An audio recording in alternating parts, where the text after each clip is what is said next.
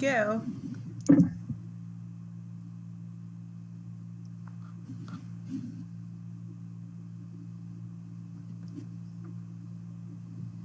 So we're live now, and hopefully people are starting to stream in to join us for this conversation about teaching social work with digital technology. Yay! Woo, welcome. I'm excited. This is great. This is new technology, so we've got our fingers crossed. We're giving our blessings to the technology gods, goddesses that we're gonna do a good job here with you. Ellen, do you want to kick us off? Sure. What we're going to do is have some questions. Matthea is going to be asking some questions, and of course, of the authors. And we are going to we took some from the work that you guys have been doing for the past couple weeks, and then we're going to have questions for you if you have them during the live event. All you have to do is post it on the live chat interview with the authors questions answered page, and then they will be transmitted to Matthea, and then she will be giving it to the authors, who are going to do a great job answering everything that you may want to know about technology and social work and their book. So we're really grateful that everybody's here and participating in this wonderful opportunity to collaborate and network in a different type of setting. So Matthea, do we want to introduce everybody? Like Laurel and Melanie and Nancy, do you want to introduce yourselves? Good idea. Maybe we'll go in order of webcams. So Laurel, then Melanie, then Nancy. Oh, okay. Hi, I'm Laurel Hitchcock. I'm an associate professor of social work at the University of Alabama at Birmingham, and one of the authors on our book, Teaching Social Work with Digital Technology.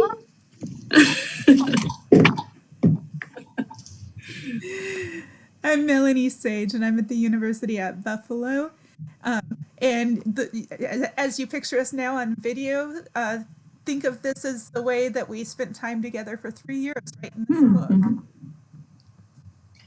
And hi, I'm Nancy Smyth, and I'm also at the University of Buffalo. And yeah, I've got this Facebook screen open. I'm thinking I shouldn't be looking at that. I'm probably going to hope so. And yes, the book, which is backwards when I look at it. Awesome, thank you so much.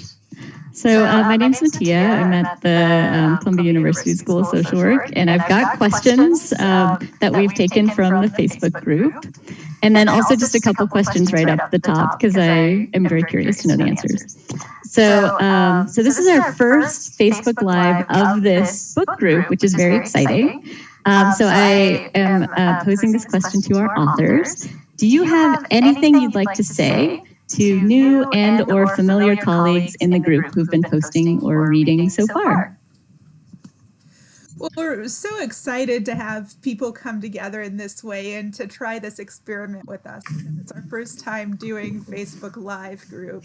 And I think one of the key factors to using digital technology in teaching is to be willing to experiment and try new things and see what works and make some mistakes and take some risks, which we're not always good at. But it's been really cool to see people come together on the forums and chat a little bit, and to kind of use this as a testing space for community building. And we are just so grateful to both Matthea and Ellen and all of the people who volunteered to help moderate, and our strong community that's come together to support us in our in writing our book and sharing about our book and thinking about how they're going to become better at teaching with technology. Laurel, would you like to add anything? I wanted to say thank you so much to everybody who's joined this book group, because for me, it's a tremendous learning opportunity to hear the ideas that you've shared and the information that you're willing to engage with each other around. We know technology is fast-paced, it's moving.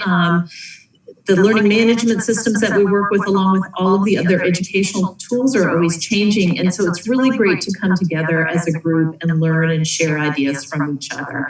And I really feel like when we wrote the book, we really tried to reach out to lots of people to get their input and ideas.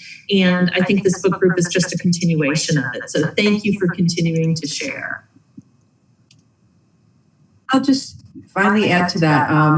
I really do feel like what we did was capture a lot of best practices and ideas and what we know from research from so many people. Obviously people we cited, but it really was a community endeavor. And I think the best part of online learning to me is developing connected communities of people to learn from each other.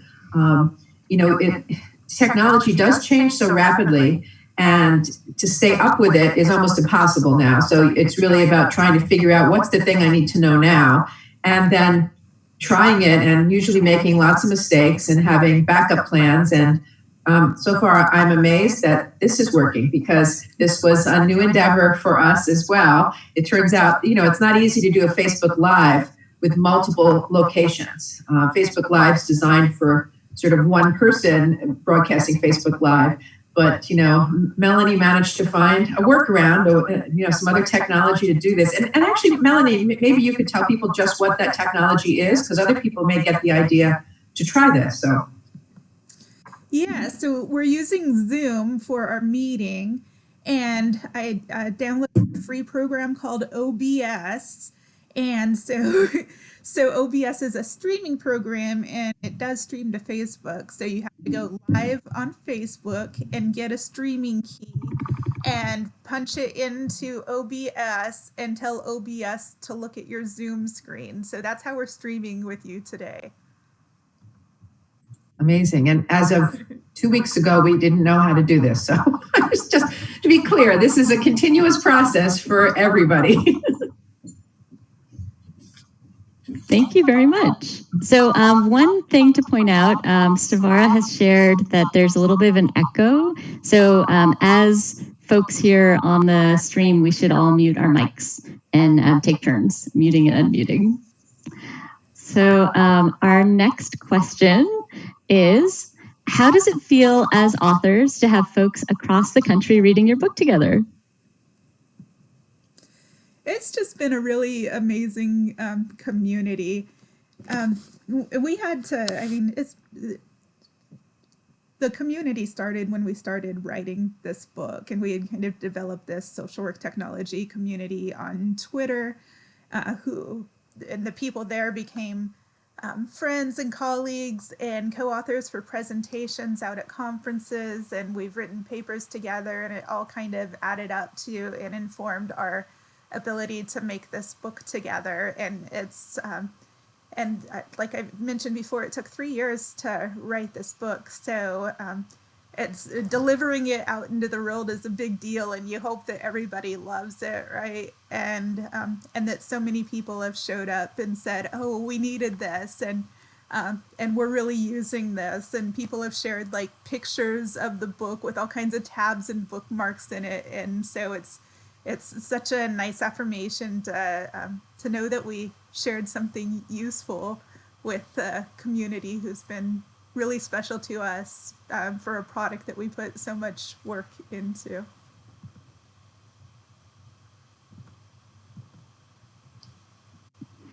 Laurel or Nancy, do you also want to share anything?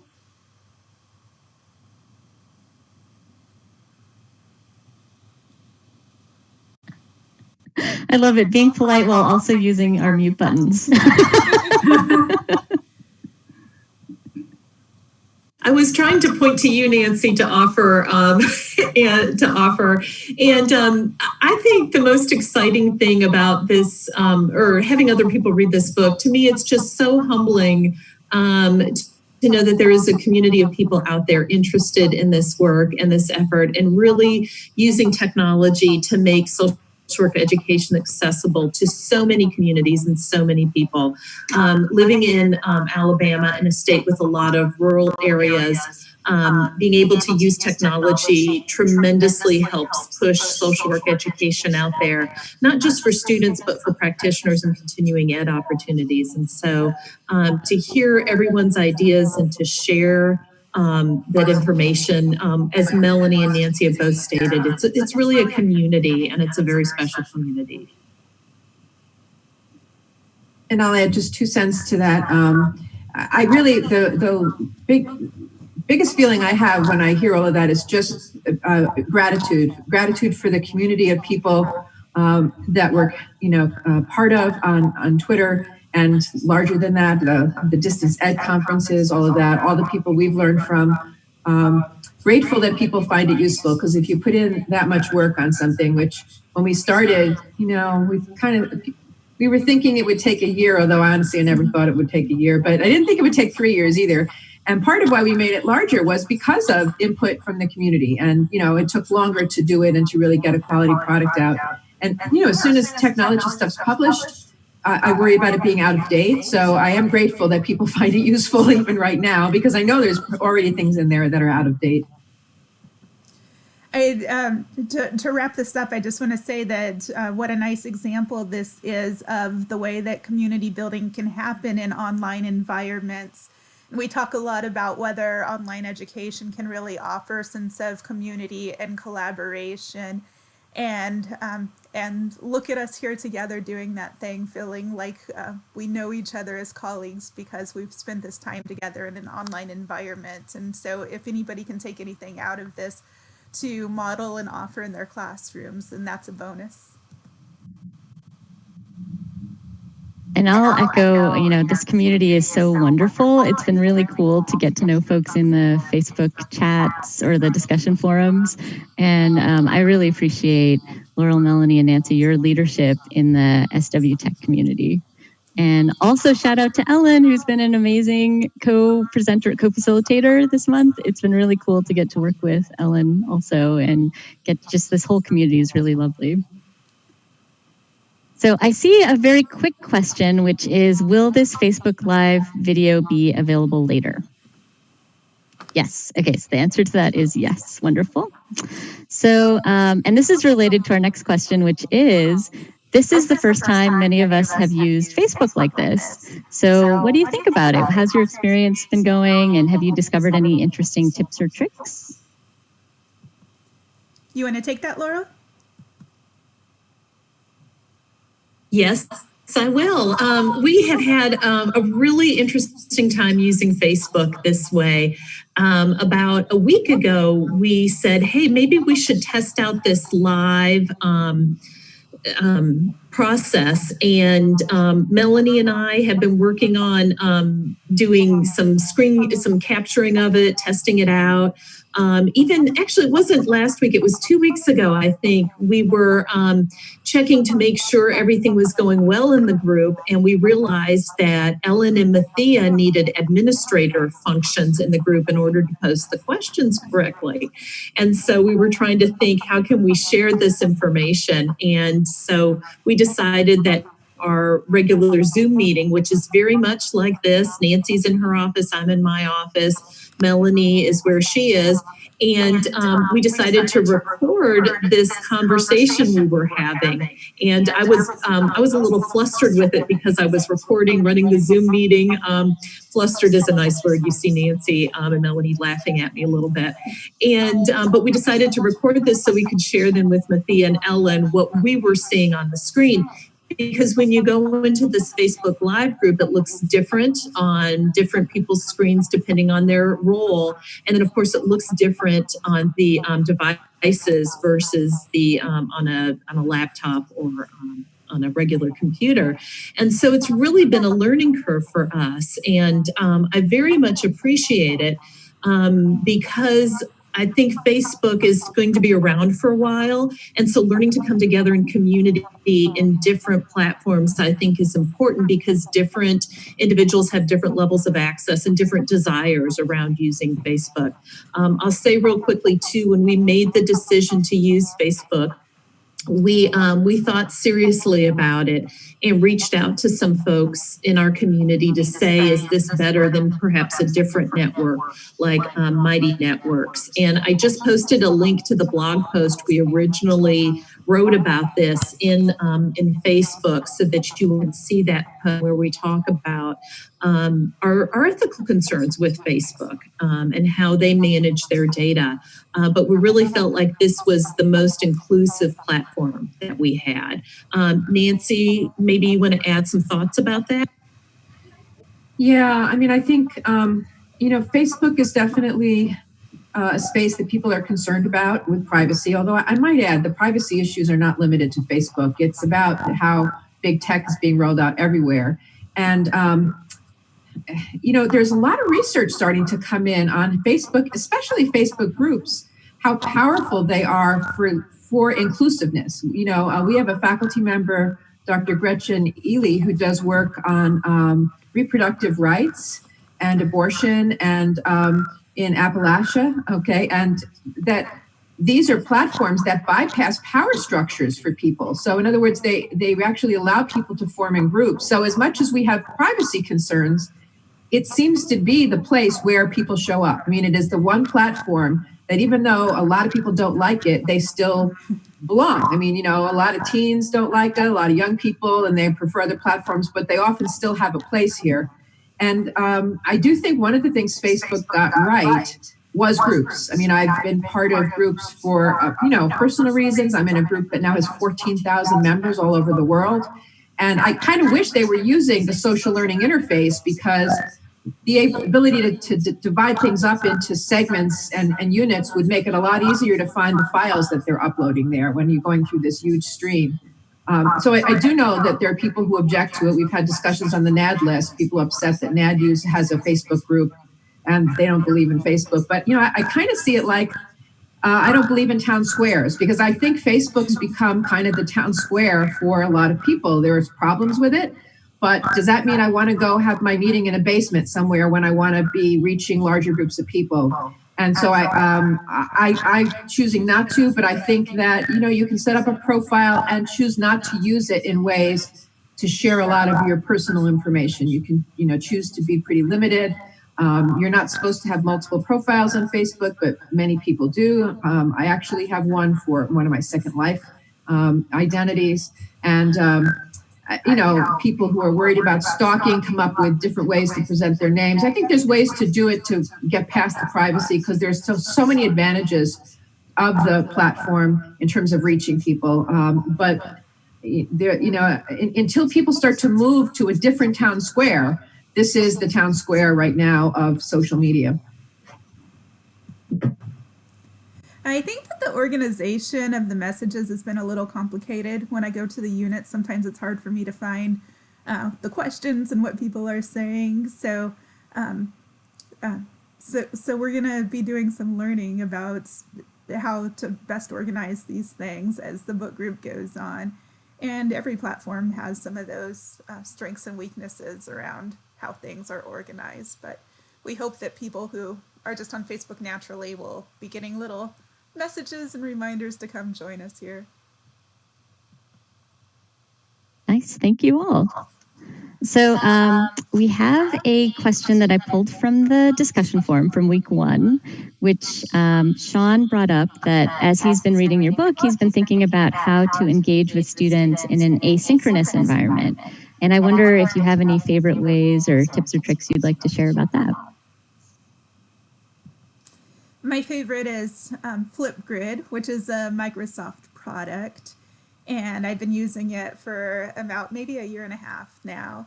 And it's short video chats that replace discussion boards. So instead of somebody typing something out, which we know from research is not a very effective way to build community and communicate, and students really feel like it's just a kind of a hoop to jump. The Flipgrid uses similar kinds of brief forums where people just talk for a few minutes at a time, and students really have a hard time with it at first. They hate seeing themselves on video, and they re-record and they don't know what to say and they get stuck, and then they get really good at it, and at the end of the semester they go, oh my gosh, I feel like I know these people because we were talking to each other all the time. So that's my brief success story.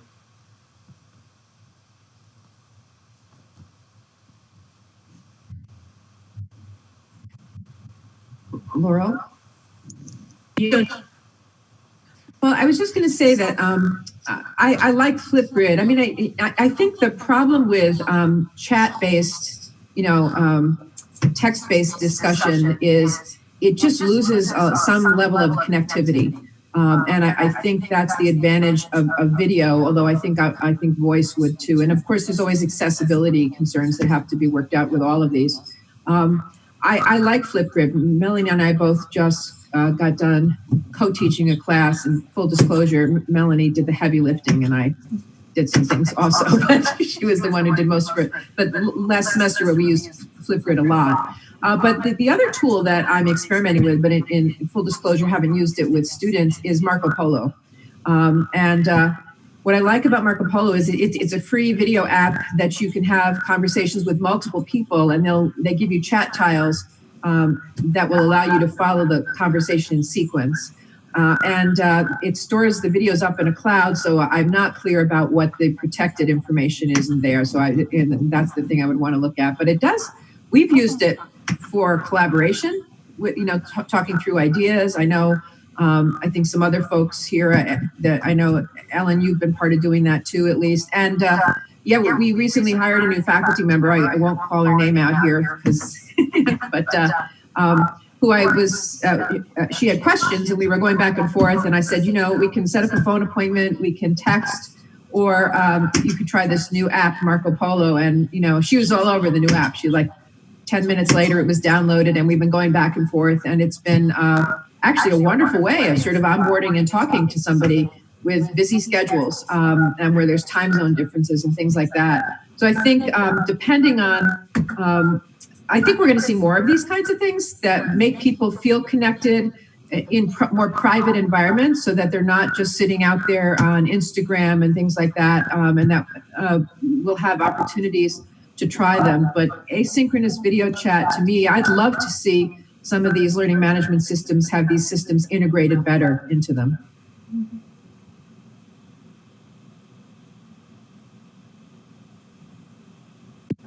Okay, there I go. Sorry, had to unmute there.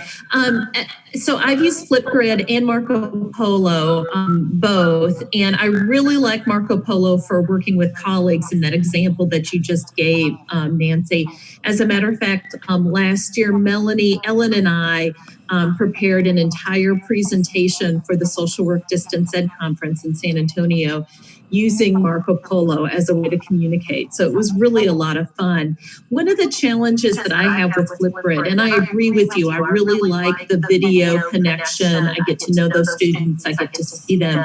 The challenge I have is when I have a large number of students and grading is really hard because I have to watch every video, and so it's very time consuming. So if you teach large asynchronous classes, which I do, I have right now 40 students in one class, and so I'm not using Flipgrid for grading purposes. So you might think about how you can incorporate Flipgrid in a way so you don't have to grade or do any assessment with it, but use it to engage. That's the challenge I found. We should write a blog post because I have some tips about how to minimize the workload around that. And so our field education program is using Flipgrid, and they have huge cohorts, and so they're dividing them up in small Flipgrid groups. But then there's some ways that you can broadcast messages out to multiple groups. And I don't engage with students on Flipgrid. Generally, I tell them that this is their platform to talk to each other, but I'm watching some videos and doing some assessment and averaging grades versus grading every single thing.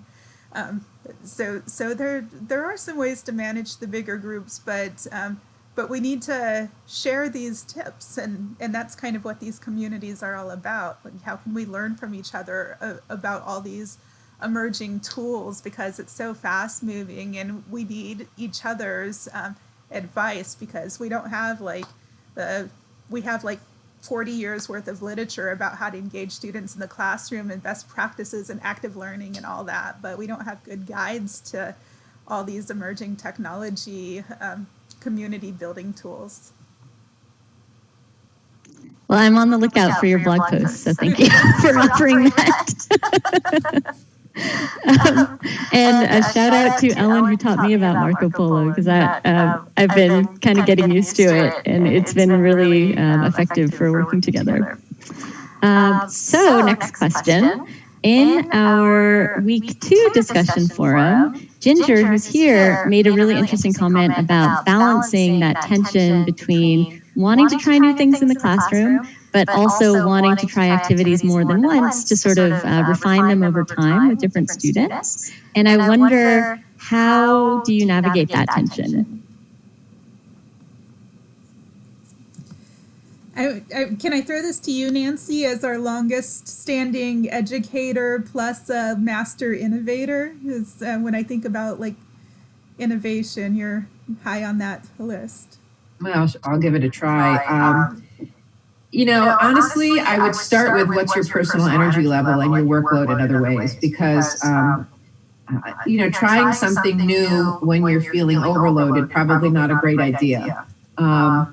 But beyond that, I think you just have to limit how many new things you try at once. When there are some things that are working, and I start with what are your goals, and if your goals are being met by something and you're really happy with what something's been doing for you, that may not be the element you want to try something new for. You want to try something new because it's going to bring value added. But the beauty of trying something new is you can try it new and tell people you're trying something new, and you can model how to try something new. And this is back to the digital literacy piece.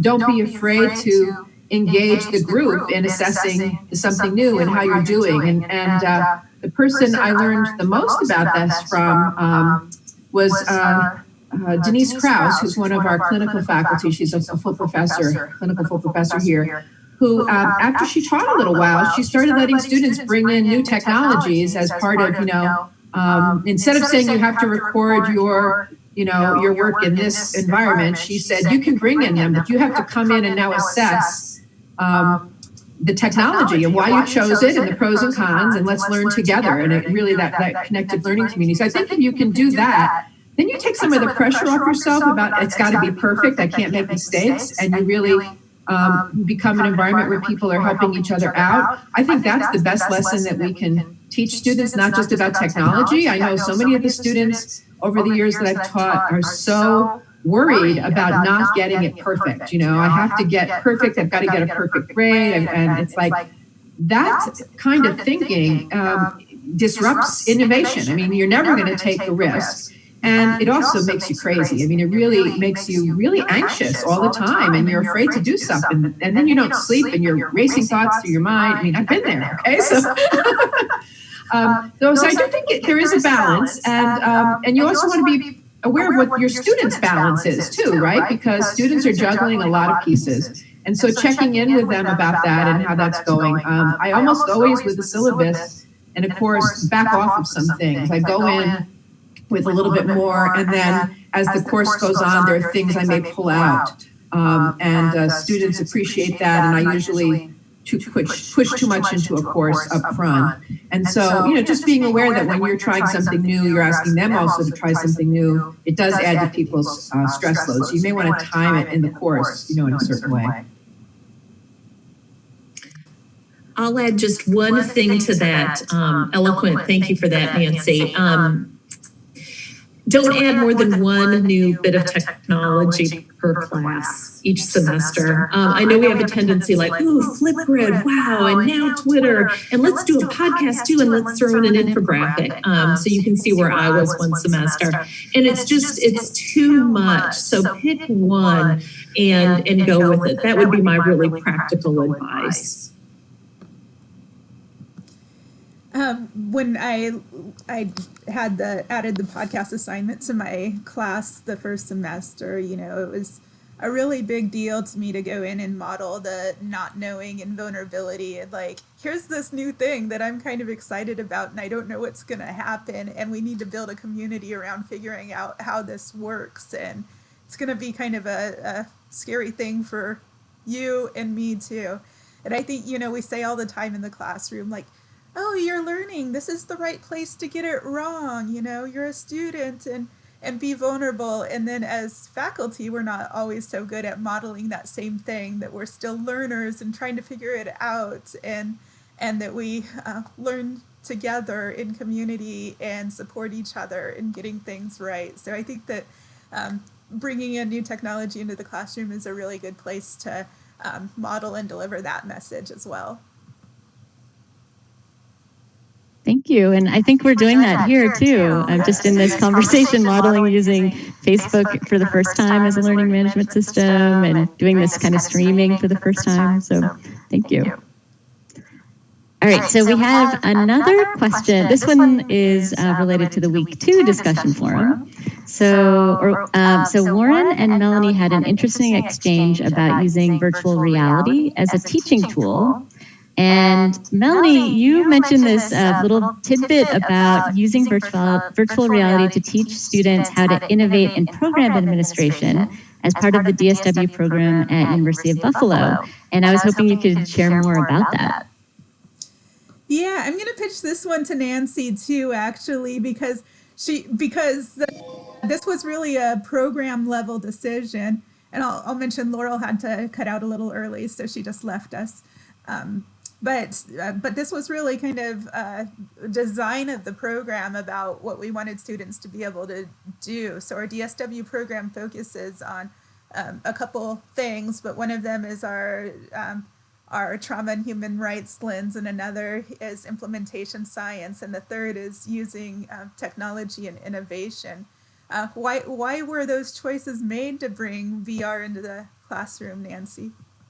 Well, when we first mounted the degree program idea, the process at our university, and I'm sure it's true that at others, is that you have an external review team come in to review the program. And so really the program that we had designed was not the program that we ended up doing. And it changed a lot because of the external review team. So we had 2 external reviewers. One was Michael Patchner from Indiana University, and the other was Marilyn Flynn from USC.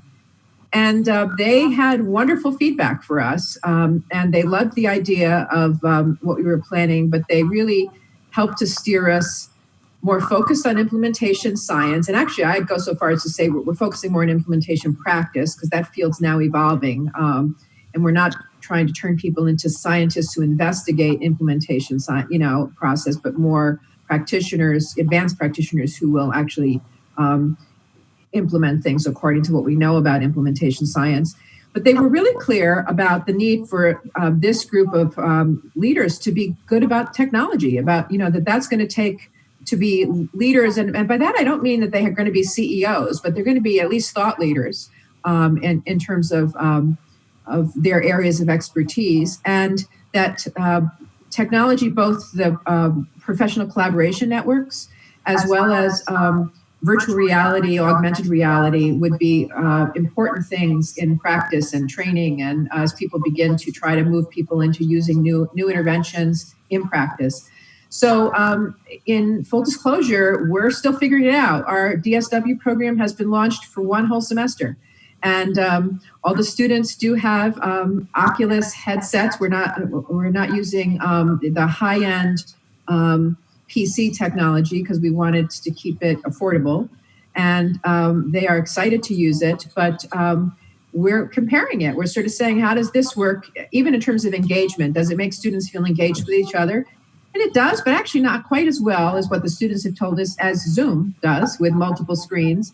But we're in the process of designing some particular environments, and the students have already started thinking about how to implement this with their topic areas, and we're bringing in examples from practice. So I have to say, they seem to be, they're an adventurous group, and they've been willing to really get excited and thinking about virtual reality, probably some more than the professional collaboration networks. I think that there's a little more fun to be had in the virtual reality, but we're still figuring it out. But I do really believe there's been a lot of exciting things happening with training around this in health professions. And I do think that for social workers, we need to be conversant in these technologies and know when to bring them in and when not to and what's possible.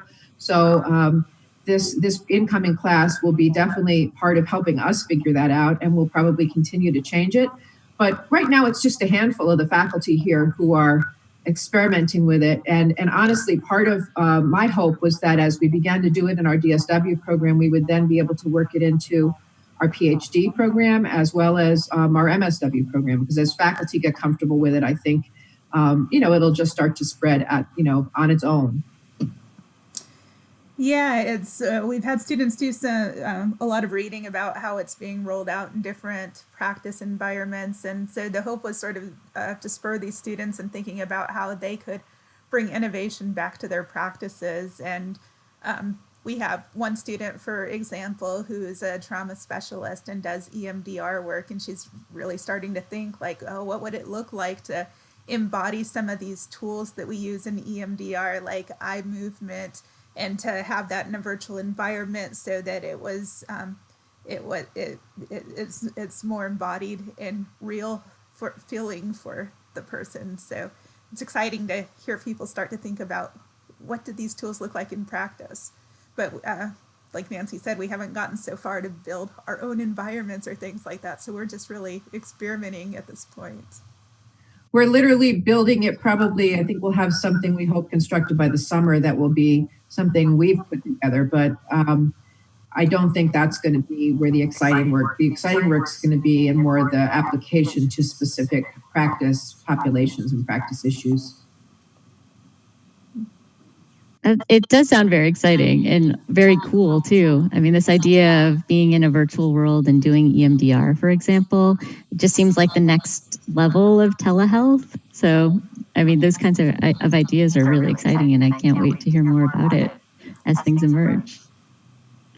So we had one question in the chat, which was an etiquette question, which is, how do you feel about folks typing in their own ideas and suggestions in the chat? That one came from Kristen. Good, so Nancy's saying thumbs up.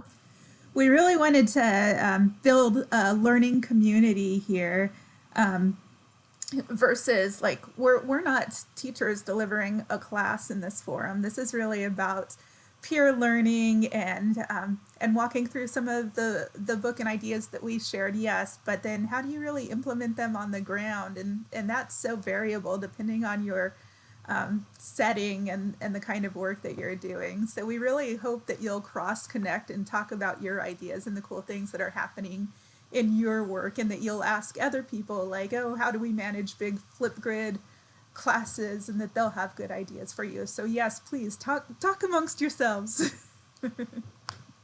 Awesome. Thank you, Kristen, for raising that. And then I kind of want to, since I'm a question asker, I'm going to ask a question to the group in chat. Joanna mentioned that she really likes the Academic Mamas group in Facebook. And are there other groups that folks like, or other tips or things that you'd like to share in the chat with each other? And then I'll throw that out to Nancy and Melanie too. Are there Facebook groups that you recommend, or other ways of connecting or things like that? I'll jump in here. There is a group called Blue Collar Scholars, and it's for academics that are first generation in their learning. So that's been really helpful, and people are really supportive of each other in that group. So that might be something to consider. It's called, so once again, Blue Collar Scholars. Yeah, most of my academic communities are on Twitter, but I am in a group of regional social workers here, and it really, I don't contribute a lot because it's mostly practitioners, but it's really nice for me to see what's going on in practice in our regional community. And I think a lot of regional communities do have social work groups. And then on Twitter, I've been connecting more to higher ed groups, which is fun because sometimes we get in a real social work bubble and we say like, oh, nobody in social work is doing this. But there are lots of people doing things across the larger education community. So we use SW Tech as our social work tech hashtag on Twitter, but there's also an EdTech hashtag of people across disciplines using technology that I'm pretty well connected to. And also I get involved sometimes in the First Gen Docs hashtag on Twitter. So if you're not on Twitter, you know, it's definitely a learning curve. I would say it takes about a month or 6 weeks of actively trying to figure out how things work before you go like, oh, I get it now. But in our last class of DSW students, Nancy mentioned we implemented this way of teaching students to connect on Twitter, and we tried to do kind of this rapid immersion into Twitter so that they could start building their learning communities around their areas of practice. And it was a little rockier than we thought. And we found that it does take some time to kind of get into the flow and feel comfortable and figure out your voice and all of those things. I kind of went on a cross tangent there, but the message that I was trying to get to there is Facebook is a really good place for groups in some kinds of topics. And interestingly enough, the way that I've really found connected community is on this kind of big, messy world of Twitter.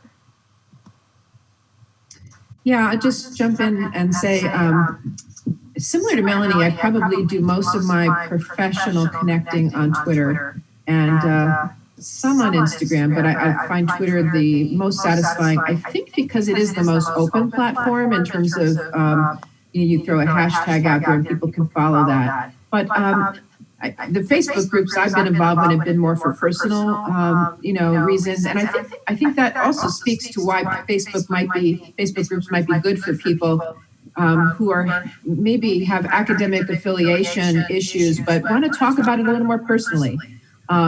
Because you have the option to make a group closed and private, and now that doesn't mean somebody couldn't take screenshots, but it is about building trust in the group.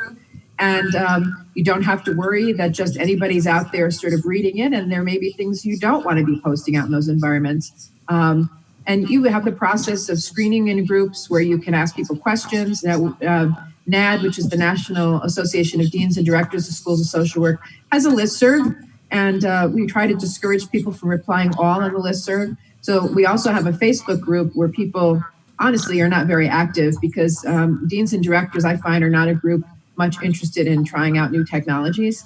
I think they're just sort of like feeling stretched so thin most of the time that that's just not something most of them are opting to do. So mostly what people do there is share interesting things that maybe they wouldn't want to be spamming the group with, or sometimes some humorous things. But we have questions to screen. So you're either a current dean, director, or chair, or a past one who's coming in. But we don't, it's an environment that's supposed to be a private group, so people don't have to worry as much about, what they're posting being visible to the world. And I think there's real value in that. And Facebook groups I've seen do some very powerful things for people around learning new stuff or being really good emotional support groups. It comes closer to letting you do group dynamics in a way than I think Twitter, which can get confusing in terms of following threads. Facebook groups can be really good environments that way. So I'm glad to hear there's some of these groups there, but I don't have any to recommend except, in case you have cats who have I have a cat that was sick with a particular illness called FIP, and the group that I found was life-saving for her and for me. And for photography, I like to follow some stuff, but there's a limit to how many different things I can do, and I try to balance personal, professional. But I'm sure there must be hundreds, maybe thousands of amazing groups. And if people want to suggest them in the chat or in the future in the group, I'm sure that people would appreciate that. I do think it's interesting that nobody had talked about LinkedIn, because there are groups on LinkedIn too. And I have been involved in groups on LinkedIn, but have kind of fallen off for the same reason Nancy has, because there's just only so much you can do and so many groups that you can follow and so much input that you can suggest when you're on multiple social media platforms. Thank you. So I'm keeping an eye out for academic or higher ed or social work group suggestions, either for Twitter or for Facebook or for LinkedIn. So keep those ideas coming in the chat, please. And I also see an observation from Kristen. She's noticing that she can't see all of the comments posted because her desktop version says there's 48 comments from many members, but she sees fewer from only a few participants. And I wonder if anyone knows what that might be, just technically, what that's about. Yeah, I'm going to guess, because I have it on my screen. If you click on the notice that says 51 comments, they will actually, and keep clicking on it and scrolling, you should be able to see them at some point. It shouldn't matter if you're friends with somebody, if you're all in the group together, but I'm not sure how well the this video tracks them all like right on this. In other words, it'll come up when you review the Facebook Live. I'm assuming that these comments are coming up in the Facebook Live, and that's where you'll see them all. I'm not sure if all of them are going to show up on the screen or not. I mean, it's an interesting question. But I do know it should not make a difference if you're not friends with people, because that's the point of it being in a group. That's not the factor here, but it's some other weird thing that's going on. We're learning together. That's right. And scrolling. That's one thing I've learned about Facebook is you have to scroll. You have to click on things to like unthread them or what, and then scroll and scroll and scroll. So I have another question. This one's from the week 3 discussion forum. So, and this is kind of a long question, so I'm going to try to not be, I'll try to be clear. So Steve posted about the balance between either assessing students for digital literacy and then responding to that. So if you have, a group of students that are lower on digital literacy, then changing the assignments to respond to that, versus planning out your semester and kind of making assumptions about the students, because you kind of have to do that in order to plan a full semester ahead. So how do you find that balance? Do you just assume all the students are going to be at the lowest tech level, or what do you do? Yeah, I think I've learned some lessons around this for sure, and I really do handle this through a lot of scaffolding in classes when I roll out a new assignment. So, it's just like anything, right? That like we make assignments about writing a research paper and assume that students know APA or not, right? And then we realize when they get there, like, oh, actually, I'm going to have to teach the students APA if I want them to write this research paper the way that I want it written.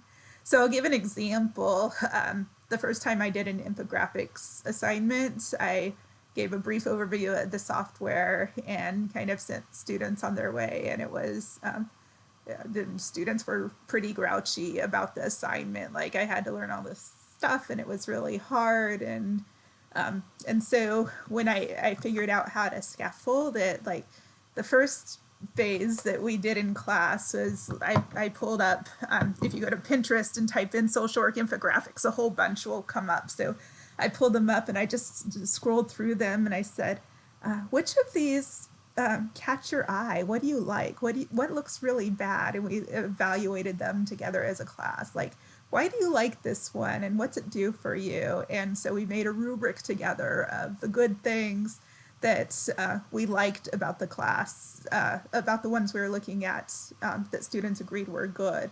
And I turned that into the rubric for their assignment, and then brought the rubric to class and said, okay, let's look at an infographic together on this screen and use that rubric to rate it. So they were looking at that and evaluating what was good and bad. And then we had some time in class. I gave them the website to use for making infographics, and Pictochart is my favorite, and they are free now for all of their templates up to 5. So if you get more than 5, you have to delete something if you want to use the free version. But a lot of students now are also liking Canva for building infographics. Anyway, so I had them choose a tool and gave them a YouTube video on how to use the tool that was instructional, and gave some information about, like, this is how much time it should take you. It takes about 4 or 5 hours to put together an infographic, maybe including figuring out like the good pieces from articles or research that you're going to build into that. So I do try to make some class time conversations around what we're doing, and constantly try to focus on the applicability to the outside world as we're doing it. Like, remember that you're doing work related to sharing research, to disseminating best practices to audiences. This is really about social work skill building around messaging, and how this will add value to your career as a social worker. So I think making those concrete links between the technology and the outside world of social work are really important, and doing that scaffolding piece. Yeah, just to add to that, and I would certainly reinforce everything that Melanie said, because I think students get pretty grumpy if they don't have, rightfully so, I would say, if they don't have the background given to them. It helps to collect some of those tools, some good explanation videos, and students can partly self-select, like, oh, I already know how to do Google Docs, so I don't need to watch that, whereas other students might need to. But then if you can help by saying, watch from this minutes to this minutes, you may don't have to watch the whole thing.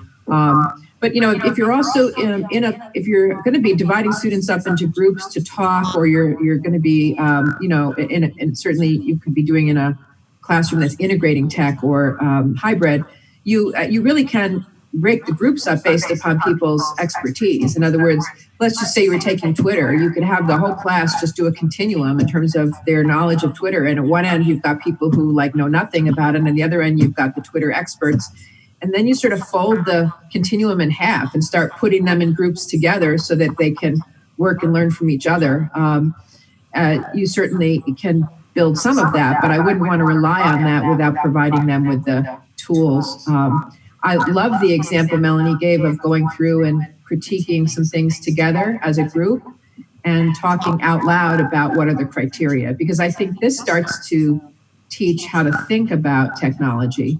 When we talk about digital literacy, you can confuse that with I call it's tool literacy, meaning how to use a particular tool. And that's not digital literacy, in my opinion. I mean, you know how to use a particular tool, but digital literacy is really thinking about this at many different levels and switching perspectives and understanding what are sort of the elements that cut across multiple platforms. So that's the beauty of what Melanie's talking about, is when you start to talk out loud and think out loud as a group, people start to hear those criteria. And then you can start to say things like, yeah, we're talking about infographics here. My guess is this might apply to other types of technology too, and to other ways about thinking about things, just helping them mentally make the connections so that it's not just about infographics. It could apply to, some of this might apply to Instagram or to using visual tools in general. And that those are things that they can start to think about. And you can also speculate, and some of it would be different and unique to the environment. But by those meta conversations, I think, start to build a higher level of sophistication about the tools. And that's ultimately what we all have to develop, because every time you go into a new application, it's different. Every application has its own unique culture, norms, process. And I liken it to being an anthropologist. You go into a setting and you're trying to learn what's going on here, what's relevant, what's similar, what's different. And if you can start to model that thinking, then you're building digital literacy as a group together. We recently did a little research evaluation on a podcast assignment that we used across campuses. So Laurel used it and I used it, and Todd, another faculty, my husband, also used it in his class. But so the students had to create their own podcast episode, and our evaluation was of 120 students. And one of the questions we asked them was, do you think that you'll ever make a podcast episode again? And 4 of the students said yes. So it was a very low count. And we didn't really think that we were developing a cadre of social workers to go out and start their own podcast. But we thought that there was some skill learning to be done related to our learning objectives that this assignment replaced. So those were about professional presentation of self and communication, and Laurel has a blog post about what all the others are. But the students rated as high or higher as the replacement assignments across learning objectives for making the podcast assignment. And the qualitative comments said things like, we had to think really hard about audience and what was appropriate to share and how to use our voice in professional ways and not talk too much, which students find that they do a lot, but this was like a really good recorded example of that. And what it means to produce something that might be public work. And so that the students, we asked them to compare this assignment to a traditional assignment, and they rated this assignment higher at meeting the learning objectives and higher in their satisfaction, even though they don't intend to make podcasts in the future because of that kind of cross-skill applicability that you're talking about, I think, Nancy. Thank you both. And I've posted the 2 blog posts, Melanie, that you referenced. There was a podcast assignment blog post, and then I don't know if you referenced it, but it was kind of in the genre, but you all had a post about infographic assignments too, so I posted both of those. And I think Natalie might be here, and she has a journal article about infographic assignments, so feel free to share links to other articles and resources as well. Now, Ellen, you were nodding a lot during that exchange, and I know you've done a lot with tech assignments, so while we've got you here, I wonder if you have any tips or tricks that you'd like to share. Well, I think, Melanie kind of covered some of it, where even though the assignment might be a podcast, or for me, I do debates, so they do Zoom debates, and they have to do an outline that's written out, and then they have to debate on it. We're teaching them skills beyond like the podcast or the Zoom debate. We're teaching them how to organize their thoughts and come up with something succinctly so that they can communicate well, because they're going to be doing that with everybody as a social worker. And, some of these tech assignments, we're kind of focused on the tech, but really the outcome goes beyond just using that particular tech. We're helping them understand how to formulate arguments that are not truthiness, that, may require more research, and what's actually, not fake news. So we're helping them to look at the big picture of what the assignment is, instead of just, am I going to use a podcast, or when am I going to use Zoom again? Because, chances are, how often are they going to use Zoom maybe in the future when they're actually practicing social work? But the organization around it and how they communicate and how they research topics, those are the really things that we're instilling in them, is that, when you come up with an outline, don't just come and talk, come with an outline, and that outline helps you present more professionally, and as you know what you're talking about. And people will respond to you differently than if you just come and you don't have an outline and you're just talking off the top of your head. So, the end result is still their learning, even though maybe only 4 people will use a podcast in the future. It's the rest of the learning that's important. I tell students frequently that, this is really great practice, because you're going to walk into an agency and they're going to throw a brand new technology at you, and it's going to be scary, and you're going to have to think about how to approach it. Some students come in and say, "I'm not a tech person. I don't know about all this stuff. I don't want to use this." And I say, that this is a learning curve for sure, and tech is moving fast, and your agency is probably going to have more than one new platform that you're going to have to jump into. So let's address the tech anxiety in class here and work through it and prepare you to make those leaps. We only have a few minutes left, and we've had a good talk, and I'm really excited that my computer hasn't crashed along the way, and that the streaming still seems to be happening. But I want to say that another really great place to learn about how to teach with tech is this award-winning institute that Matthea runs, and I wonder if you just might say a little bit about that. Yeah, I would love to. Thank you. So I think Joanna might still be here. She and I co-facilitate at Columbia School of Social Work. We have an online institute for pedagogy and technology for online courses. We run it in the summer and the fall. And it's a really wonderful community. Folks who've done it together really bond and get to know each other outside of the institute as well. And we go through kind of basics for helping folks bring social work values to teaching online synchronously with technology. And it's been a hoot. We've done it 3 years now. We have 254 grads, and we'll continue to do it. So feel free to reach out if you have questions about it. And it's free and it's competitive now because more people want to take it than space is available.